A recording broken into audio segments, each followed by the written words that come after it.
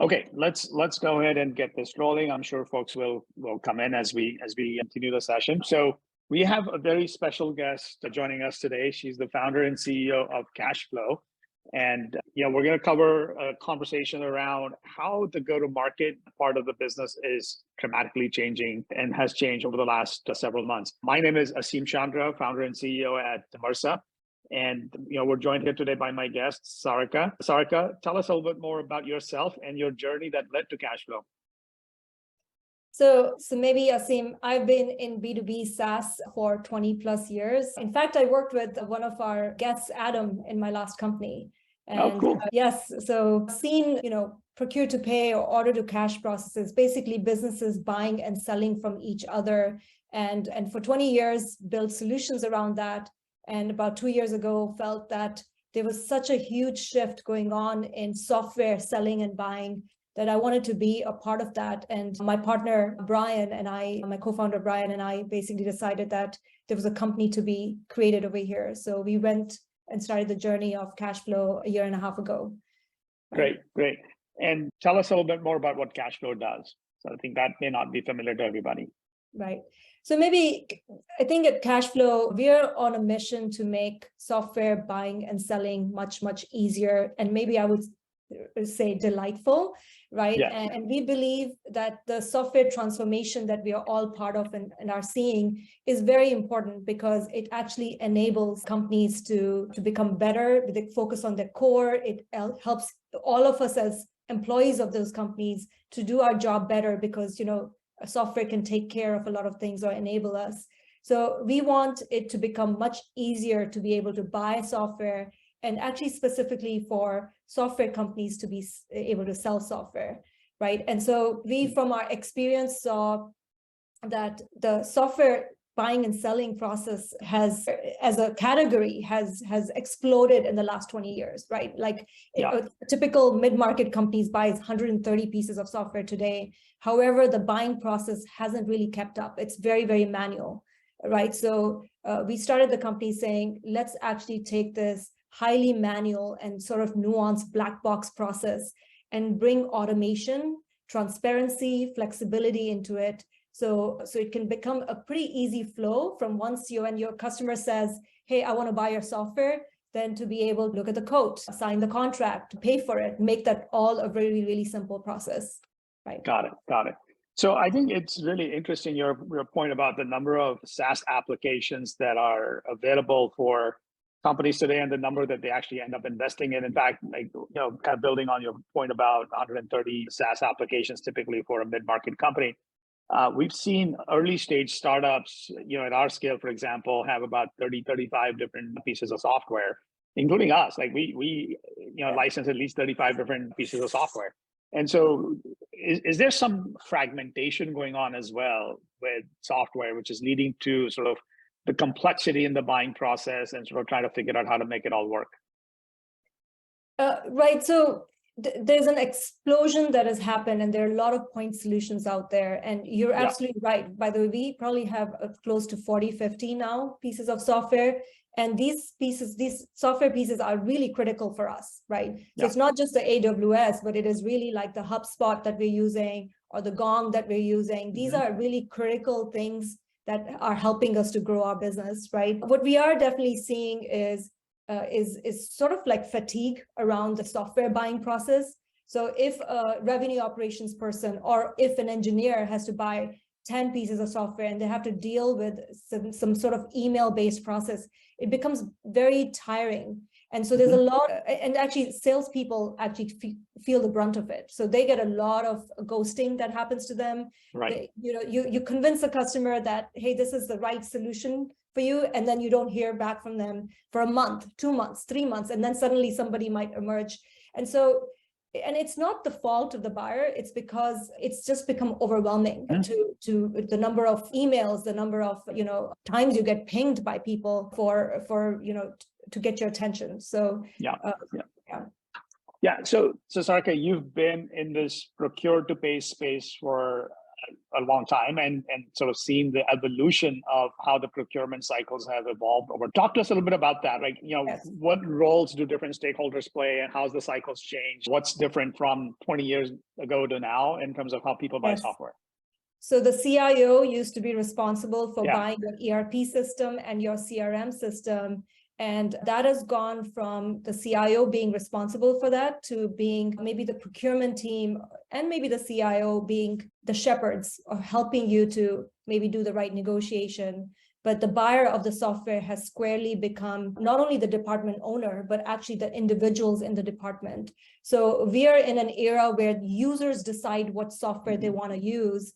And then there are a number of people or stakeholders on the buyer side who actually have to be convinced that that software is a piece of software to buy. So the manager needs to be convinced, who's probably the economic buyer. The CFO needs to be convinced around payment terms, or the VP of finance. The procurement that, hey, you've negotiated it. And then there may be legal, there may be security. So the complexity has actually increased in terms of software buying than it was, well before, like 20 years ago when I used to work at SAP, right? Yeah, I mean, the enterprise software cycle is pretty straightforward. Is once you convince the CIO that at least you've sold the product, the question is, will it find adoption after the purchase or not? Because it ends up being a top-down decision, and sometimes users will resist it. The advantage with the new cycle, of course, as you just described, is users are essentially driving the process and making the choices and so on. But you've got now a wide number of stakeholders to convince to make sure that it lands in the right way and drives and finds adoption. Right. And so we're seeing the software closing process is lengthening. So even after your buyer champion is convinced, they then become your partners to try and convince their stakeholders that this is the right solution, right? And there's more and more the text message that the salesperson uses, and every salesperson uses this technique where they get on text with you and try to get you to help you to close a deal. Becomes increasingly difficult. Even today in the digital world, it's becoming worse because now your stakeholders on the buyer side are not just sitting, in the room next door. They're actually sitting in a different location, maybe in a different time zone. And so it becomes really difficult to actually make this process work. And you're not just buying one piece of software, you're buying 10, right? You're buying a lot more. So Sarika, tell us a little bit more about where the inspiration for Cacheflow came from. And it sounds like you have a fan here, Adam, who appreciates the new site and the new look and feel of the site. It looks awesome, he said. But tell me more about how, from your everything you've done over the years, what you've learned from it, and that led to Cacheflow. What was kind of the core insight? I think to me, the core insight, you always look at your daily life and what has changed and shifted and try to apply the learnings from there. And I think the core insight and the core maybe inspiration for me came from my car buying experience, right? And I bought probably 6 cars over my lifetime. And each one of them, I would actually try to find somebody to go with me to do that negotiation, and because you felt like you were going to get cheated somehow. And when I bought my first Tesla 3 years ago, it was a very astounding experience because I could literally do that in 5 minutes online without talking to anybody. And that changed my sort of way of thinking about how software should be bought. And that probably was a starting sort of germ of how Cacheflow was born. Got it. So from making the transition from a big company to starting your own company, maybe share that founder's perspective a little bit, like what switched for you to where you said, you know what, I'm going to go do this? I think, when you start your career, you always feel like there's so much to learn and there's so much to do. And so, I think in the last 20 years, I wanted to play multiple roles and get learnings. And I think at some point in my career, I felt like I knew what the strategy of the company needs to be. And at that point, I was like, okay, I think I'm ready now, because now I feel like I could be in the driver's seat versus the person who's only executing. So that was probably the flip that happened where I said, okay, this is it. It's time to do this, right? Got it. So Sarika, this is, in terms of the buying and selling process and how that's evolved so much, how do you think about as a startup founder and, essentially driving a lot of the sales process, the marketing process, What are some of the tactics and strategies that you lean on? And what have you tried? What's worked? What's changed in the last few months? Right. I think we're in a very special market right now, especially if you're selling to tech companies, which we do, right? And we've seen a huge shifts happening, right? And so, for example, one of the shifts is the economic buyer is no longer your department head. It is literally the CEO or the CFO that you're dealing with. And we had to learn this the hard way because we thought the deal was done. And then we realized that no, the economic buyers is not the CRO or whoever, it's actually the leader. And that's actually the signs of the times where everybody's trying to become very, very careful about what they buy. We've definitely seen sales cycles lengthen because of that, because now you just added one more or two more stakeholders, or there's a buying committee that needs to be convinced, right? For us, the approach has been, let's go back to the basics, right? Let's really understand what problem are we solving? How important is this problem for the multiple stakeholders that are going to be involved? And how do we speak to them, right? So the problem you solve for a revenue operations person is articulated quite differently when you talk to a CEO. And have you actually understood how the solution will impact the company? Because the CEO is obviously thinking about the company and not making the life of one person better, right? So those are some things that we've had to do. I see a lot of talk and a lot of articles being written about it's time to move to usage, SaaS is dead, and SaaS is the way to do it because it gives you predictability. But in some ways, I feel they're all wrong, or maybe the other way to say they're all right, because you really have to understand who are you and who are you selling to. And actually, in today's environment, you probably want to have mechanisms in which you can create some predictability and have some variability so that as your customer usage grows, then you can actually expand with that customer automatically, rather than it being a sort of a different new sales cycle 2 years from now, right? So I feel I sort of am a strong believer in hybrid models of selling. And that's sort of what we have, ourselves embraced, right? Got it. So what I'm hearing, though, like a very important point here, which is this, there's always this tension between, do I sell subscription based on number of seats or some other criteria versus usage based, which is usually based on, API calls or, some metric that's kind of more granular than, say, the number of seats. In fact, Salesforce, which is the one of the early companies one of the first companies to establish SaaS and kind of take that charge, for the first time ever, has not been able to predict its forecast for this year, and that's because of all the uncertainty in the tech sector and the changes in the sales organizations or CS organizations where they typically sell. It's not clear how many seats. So, is usage fundamentally a better model, do you think, or is how do you think about pricing strategy, or how do you think about your business model in this case? I think you have to understand how your consumers will consume your software, or how your users will consume your software, or the companies. If it is, is it an AWS-like model, or is it API calls? Is it user-based model if you're in a sales tool? And what I see time and again, you hire a CRO and they come from AWS and they will say, you need to do consumption-based pricing, and they'll do a 6-month pricing project and try to convert everything. Or if you have somebody from Salesforce, they come with a user-based annual upfront. Everything should be annual upfront. Right. And if you actually get a CRO from Oracle, they'll probably say, kill all the small companies that you have as customers and start going up market, or only target up market. And honestly, I think every company needs to think very hard about where are we the most useful, and especially in maybe today's world, which is kind of maybe a little bit of the stressed world, where are we solving critical problems for customers, and go for that. One of the other sort of talk about strategies about what we've employed. We've definitely leaned a lot on inbound versus outbound, because inbound means that those people have a problem and they're coming to you, versus you're reaching out and saying, hey, can we make your life better? What is the problem? And you're sort of trying to figure out the problem, right? So as a younger startup, that's been one of the things that we're very much honing into. Let's solve a problem that is burning for people. Yeah. So I love the direction this conversation is taking on this inbound versus outbound. And I have a follow-up question for you there.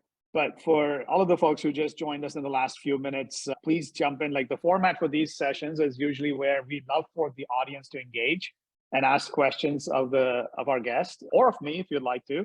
But jump in with your questions, and you can either post your question here or just raise your hand, and we'll invite you to speak into the session. So back to you, Sarika, about this inbound versus outbound. So I agree that when you have an inbound, there's obviously a lot more deeper intent further along on that intent cycle. But as a startup, to rise above the noise, to get that inbound attention, how do you think about that? Like, what are some of the tactics that well, I mean, there's a wide array of tactics, but maybe talk a little bit about the wide array, but then what's worked for you and how do you make those choices? Yeah. So what's worked for us is we've actually put down hypotheses of what problem we are solving and said, this is the sort of companies that will benefit from our solution. And we've actually done, both LinkedIn, we'd use LinkedIn ads as well as SEM to get that attention, right? And so the users that come to us actually have quite high intent. They've understood what we are selling and why. In fact, one of the really interesting conversations I had with our demand gen person is I really like the ads, which are sort of very clean and just one line, and they're sort of very enticing. So you click on them and you sort of ask for a demo. And he actually explained to me that those were not the really good ads. The ads that are really better performing are the ones where the user actually understands exactly what problem you're solving and then comes in because they have that problem, right? So you actually it could be a pretty busy ad, but it's actually really, it's meaningful for that user who's reading that, right? Right, got it. So find the people who are very curious about and identify with the problem that you're solving. And so let's talk about LinkedIn as a channel. You and I've talked about this in the past a little bit. You guys have done a great job leveraging that as a channel. What's some of the uniqueness or the secret sauce in terms of how you're leveraging LinkedIn? How's it working for you? What are the metrics, et cetera? How do you look at the metrics and say this is successful, or I'm going to continue to invest, or not successful and therefore invest? Like, let's talk about that channel specifically. Yeah. So some of these questions are definitely for our demand gen team. I think I can tell you at a high level, for me, it's very important for us to understand the metrics of how much money did we put in, what's the output of leads, how well did those leads convert into qualified leads, and then what was the conversion to close deals after that, right? So we actually put in, and I think I've talked to you before about this, very early, one of the first hires we did was a revenue operations person who actually helped us understanding of what is exactly happening. And that has helped us to say, you know what, let's put more money in LinkedIn, or let's put more money in SEM, because we can see how the conversions are flowing through, right? So very much a metrics driven approach, or very carefully sort of watching that on a daily basis, right? Got it. Keep going, sorry. Yeah. No, that's maybe. So I think what got my attention is that you hired somebody to do revenue operations for you very early as a company. So at what stage did you make that decision, and what prompted that decision for you? I was at actually a VC event, and one of our, he became an advisor, one of the CEOs of a startup. He came to me and he said, I know you're starting your go-to-market team. I really recommend that you actually hire a revenue operations person. And I said, that's like the last thing on my mind. Like, what we need to do is just go out there and just like get some deals. Let's just get some deals, And he said, you won't regret this, because first of all, it doesn't cost that much. But second of all, it's you're basically building the infrastructure to understand what's happening. And your job is to create that flywheel. Your job is not to just close 5 deals and be done, right? And so it led actually for him to introduce me to somebody who we ended up hiring, and he's become actually a very key part of the organization as a result, right? That's awesome. So what metrics do you look at? What's some of the important metrics, beyond kind of the financial metrics for the company? From a operational lens, what metrics are the most important from your perspective? Definitely dollars spent, on marketing or demand gen to the conversions. We are tracking that as a young company right now. Our absolute prior one for me is revenue, as it is for you too, probably, right? Yeah. Revenue is prior one, but then being able to understand how we got to that revenue, right? So we're continuously looking at that and looking at breaking points. So we were able to see in December some conversions that weren't going well, which helped us to change how we were maybe doing our last mile of the deal close, which is sort of where we had some challenges, because we realized then that the economic buyer was shifting and things were changing, right? We also found, that visibility is pretty key for us to be able to make decisions with confidence, because in a startup, it's hard to know whether it's a product that's not ready, your product is not ready, your messaging is not correct yet, or your positioning is not right, or is it the team and the sales motion that you haven't sort of honed into, right? And by having these metrics, you can actually have a lot more clarity on what is the thing that's not working for you. Right. Got it. Yeah. I mean, I think the point you're making is that almost everything is a variable when you're a startup, and you have the ability to shift any of those variables. So how do you know which variable to focus on, right? And then between product, between marketing, between your sales message, your sales process, all of those things can change. Right. I think of a startup as a puzzle. You're basically putting a puzzle together, and you're basically seeing how pieces can fit. So the more you can sort of predict that and sort of have some hypothesis, you can sort of move faster on that, right? Yeah. So I think that's a really good way to look at it. It's a puzzle that you're trying to piece together and trying to figure out how different pieces fit. So now maybe shift gears a little bit. Tell me a little bit about as you think about the different pieces of the puzzle, and certainly like the sales side of the cycle, marketing side of the cycle are key areas. But what are some of the other areas that you think about? Like, how do you think about it from a product standpoint? Is there something different that you're doing in the way that you're building the product to take advantage of the current market situation, or to take advantage of the shift in the go-to-market that's happening everywhere around us? I think as a startup, the most important thing is you have a very quick feedback loops into product engineering. And so we try to keep a very close team. So our head of product is also responsible for customer success. So he's constantly talking to customers. And again, we're sort of becoming clear. One of our values that we defined very early in the company was iterate and learn, which means that we will put out software there to customers and actually listen to them and see what is useful, what's not useful, and what they're looking for.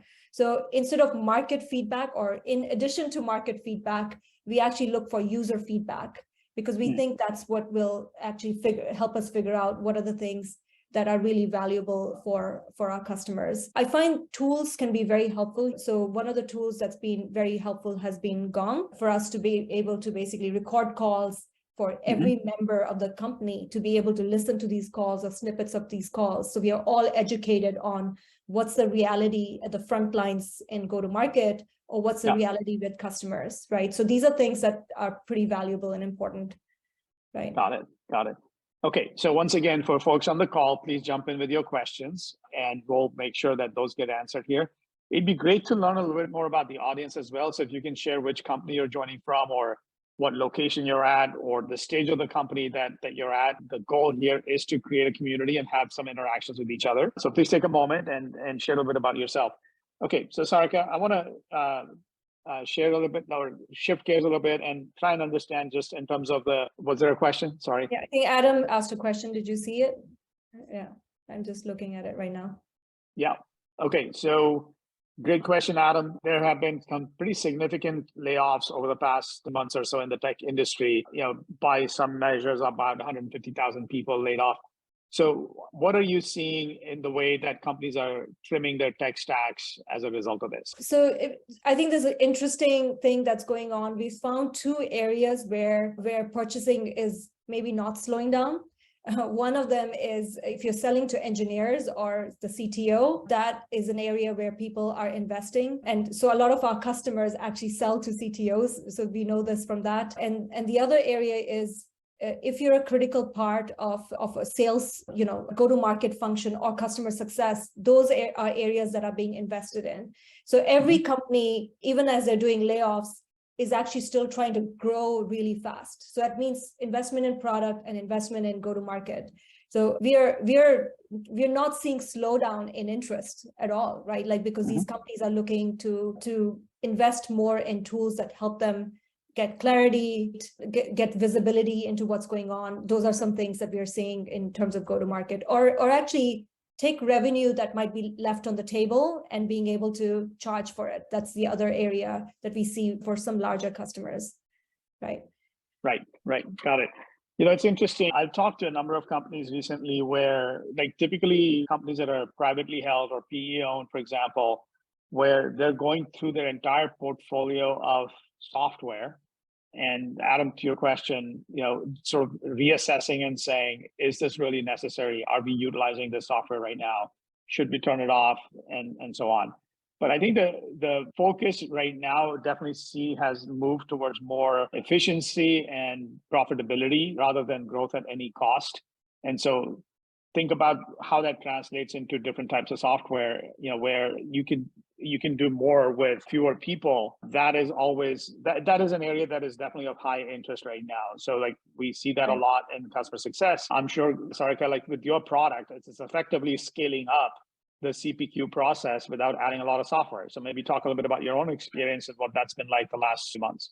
We absolutely get the number one reason why companies come to us is because they're saying, oh, you are a CPQ plus a closing tool plus a billing tool or a subscription management tool, all combined in one at half the price.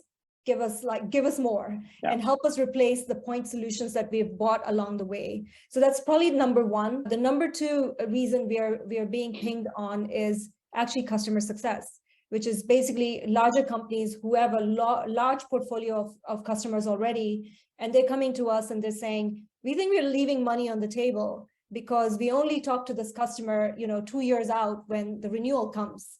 And we want to be able to, on a quarterly basis, go to them and say, hey, here's your usage.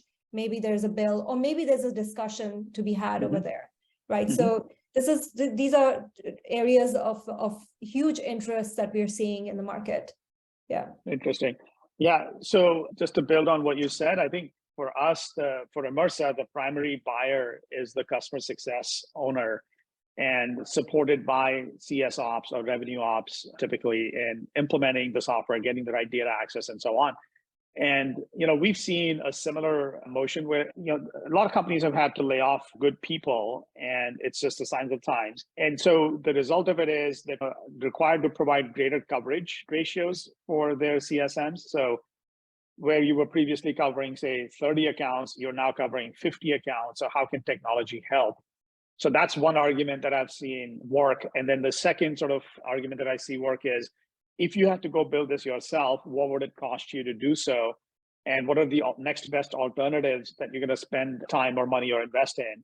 And if we can deliver this to you at a 10x ROI to your own build versus buy effort, is this worth it? So a lot of engineering teams are really going back to focus on product and building that out versus doing these side projects to support revenue operations and revenue teams. And that's another business driver that we see that's helping us gain some traction. Right. One of the areas in addition to this that we're seeing is companies saying we want to go up market earlier than we thought we might have wanted to, because there's budgets up market, while tech companies, smaller companies, some of them are struggling. And a lot of them don't want to leave this mid-market section or SMB section. They don't want to leave them. But what they want to do is they want to automate that process, right? So instead of putting your salespeople on selling a 10K deal or a 20K deal, they want the salesperson to be focusing on selling a 150K deal while they automate the 10K, 5K, 2K process. And the conversation we have is, do you want to have your R&D team build out that checkout experience? Or do you want to actually, insert a checkout experience that's already sort of catered for B2B? So that's the third maybe area of interest that we're seeing from larger companies, right? Because they want the R&D team to focus on the core, as you're saying, right? Yeah.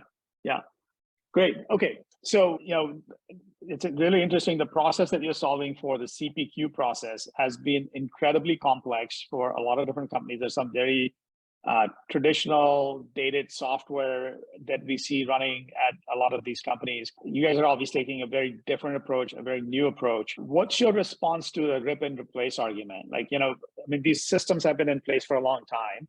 Yeah. And if for at least the mid-sized companies, when you guys come in, how do you respond to, like, I don't have the bandwidth currently or the priority currently to rip and replace the software? Right. We come across this a lot. A lot of companies during the boom times went out and bought a CPQ and said, oh, you know what, it's a 50K, whatever, 75K investment. But then they find out the implementation of it is a 200K investment. And by the way, you end up creating a very rigid system that you can't change easily. So you can't even add SKUs easily without actually hiring a consultant. So a number of these customers come to us and they're like, hey, our sales team hates it. What do we do over here? And we don't want to rip and replace. It's very difficult to rip and replace a system unless the resources are aligned, and it's always a resource problem. So one of our key approaches right from the start has been, we've built an API platform or API-driven platform. So somebody doesn't need to buy our entire platform to use it. They can actually start somewhere. And a lot of the conversation with these clients who actually have done a huge investment and can't rip it out is, let's actually create a customer experience, a buyer checkout experience, and connect it with your CPQ, right? So it basically adds on, and then over time, they can figure out how they want to do the replacement cycle. But what that gives them and better experience for their customers, which has become a very important thing for them to close the deals, right? Yeah. I think it's really smart. I mean, I think what I'm hearing is the value proposition that you've made the shift is add on to your existing investment. Here's the incremental value. And then over time, you can decide whether you want to replace the old antiquated systems with what you guys are building. So very cool. Adam's asked a very good question again on pricing, which is, do you empower well, I think the question is here is, do you empower customer success with usage-based pricing to pitch during QBRs? But I think I would kind of frame this a little bit more broadly to say, to what degree would you experiment with pricing in this environment where everybody's feeling pretty constrained? So there's multiple ways to experiment with pricing. So I can share with you some of the things we've done ourselves for our clients, and then some things we've seen our clients do, right? So one of the things we've employed is, we sell to a lot of tech companies. Every tech company right now is trying to conserve their cash, right? Conserve their runway. But they all actually have a pretty high confidence that next year things are going to become good again. So we've actually ended up employing what we call ramp deals. So what that means is, you give them a heavy discount year, 6 months, and then something like 50% discount for 6 months, 25%, and then it goes to full price. So you actually end the ARR with a full price. And they're very willing to sign this contract, right, for a 2-year contract, full price second year, and discounted the first year. So that's the thing that we're seeing a lot of companies do that sell to the tech environment, right? In environments where you actually have a large TAM, right, and you're just sort of wanting to get in fast, we definitely see usage showing up quite a bit. So you're trying to say, hey, can I get a foot in the door? And then we are pretty confident that the solution is useful for you. So you're going to use it. And the more you use, we can then have conversations with you, or build in an overage sort of model where it keeps billing you. And that depends on slightly the product that you're selling. But we definitely see both models. Again, I think there's been a lot of buzz in the last 2 years around PLG, right? Yeah. So I think the word is, it is buzz, and it actually sort of breaks it down. Salespeople have gotten a bad name, right? People will say things like, oh, I hate talking to salespeople. Salespeople are useless. Do we really need salespeople? I think it's actually, the answer is, it depends. And so if I were to go to Home Depot, specifically me, right, and I was buying flooring, I could never pick what I needed to do on my own. I need a salesperson to show up and help me and consult with me and help me figure out what's needed. So the salesperson job is definitely evolving to become more consultative and helpful for you, but it's not going away, right? And in fact, every PLG company has layered on a sales-led motion, like otherwise they sort of like flatten out. And so the reason why I think salespeople have gotten a bad name is, you think of the used car salesperson who's trying to sort of like negotiate and, like make you feel like a little bit uncomfortable. And that's the part that people want transparency in, which is basically the pricing and how this buying process is going to work, right? Right. Yeah. It's a great call out. I think, having transparency on your pricing and the buying process, because people like to be clear and research that typically ahead of time, but actually having your sales team be focused on how do we help customers solve their problems, right? So the more you can assist them with those types of questions, that more likely to trust you, to view you as a partner and engage with you. Right. Okay. So I think the answer for, PLG usage-based is all like understand who you're selling to, what your TAM is. If you have a big TAM, you might want to put out something where people can sign up themselves. If you have a consultative model, make sure there's a salesperson there, and so on, right? Yeah.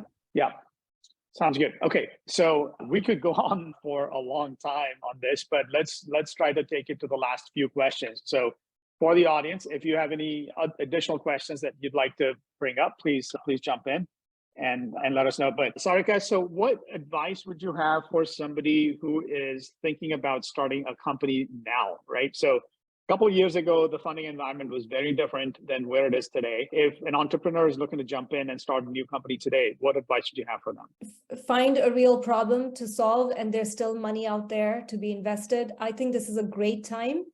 If you have a real idea and if you want to do this, VCs are investing, but the bar is higher. My friends at Dscope just raised $50 million for seed. So because it's solving a real problem, which is an obvious problem. And so there's definitely do your homework, know what you're doing. Yeah. Okay. Yeah. Sounds good. And then if folks need to reach out to you, what's a good way for them to connect with you? LinkedIn. On LinkedIn. Okay. Sarika Garg at LinkedIn. All right. Great. Sarika, thank you so much for your time. I think the conversation today, just the key takeaways I walked away with here. People are buying a lot more point solutions than they historically have. The power has shifted to the end user, but there's more stakeholders that need to be convinced to participate in the buying process. So there's definitely a shift in the economic buyer. You talked about some of the pricing strategies and sort of the incremental value on top of existing software versus a rip and replace as a channel that's working for you guys very well. Your strategy to invest in RevOps early and get a clear understanding of the pipeline, the data, and what's working, what's not working. And then the one that I found really interesting is the inbound versus outbound. Clearly, there's more value in having an inbound channel where the user's much further along in their intent cycle, but it's hard to build. So pretty exciting conversation. Thank you for your time today, and I look forward to continuing the conversation afterwards as well. Thanks everyone for joining us today.